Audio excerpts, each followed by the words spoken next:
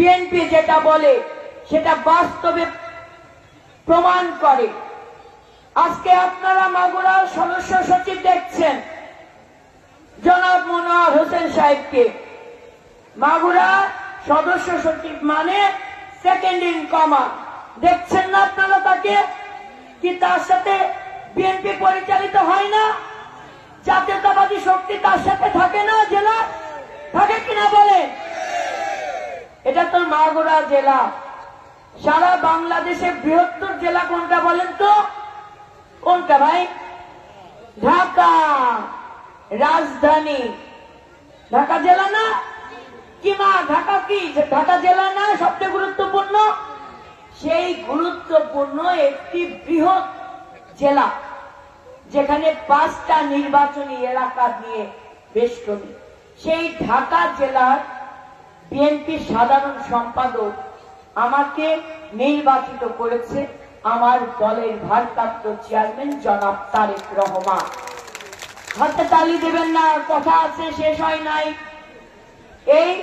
এই যে নির্বাচিত করেছে এমনি এমনি না, চেহারা দেখে না, হাইটি দেখে না, নারী দেখে না, শক্তি, সক্ষমতা, সাংগঠনিক দক্ষতার বিবেচনার মাপকাঠিতে তিনি এই জায়গায় আমাকে স্থান দিয়েছে।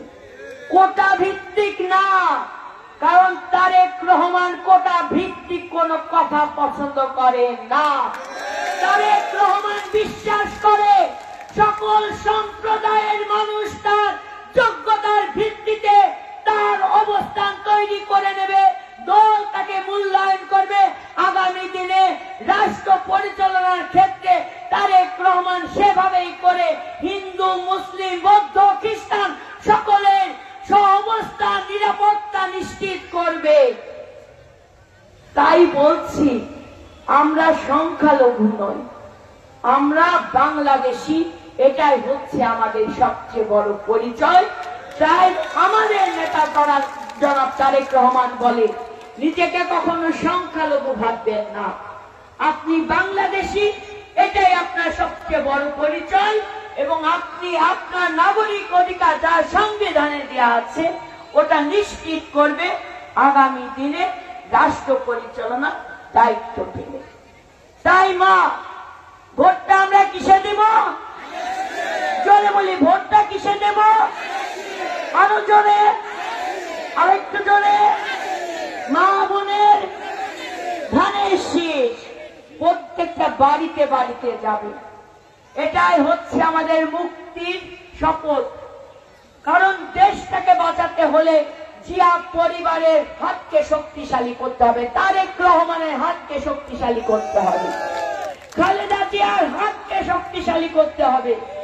আমি আমার মাগুরাবাসী সকল জনগণকে বলবো, সকল ভেদাভেদ ভুলে যে ঐক্যবদ্ধ হন। 6 বছরের অধিক সময় তারা নির্যাতন ভোগ করেছেন, আপনার আমাদের অধিকার পূর্ণ প্রতিষ্ঠা করবেন বলে তারেক রহমান সঠিক পথে নেতৃত্ব দিয়েছেন, আমাদের অধিকার পূর্ণ প্রতিষ্ঠা করবেন বলে।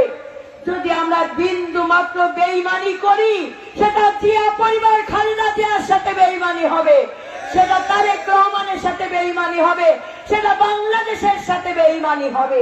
তাই কেউ বেঈমানের পথ বেছে নেবেন না। ধানের শীষ যার হাতে, আমরা সবাই থাকবো তার সাথে। একসাথে বলি, ধানের শীষ যার হাতে, আমরা সবাই থাকবো তার হাতে। তাই তো তারেক রহমান বলেছে, আমি নয় আমরা, আমরা নয় দেশ, সবার আগে বাংলাদেশ। এই বাংলাদেশটাকে আমাদেরকে বিনির্মাণ করতে হবে।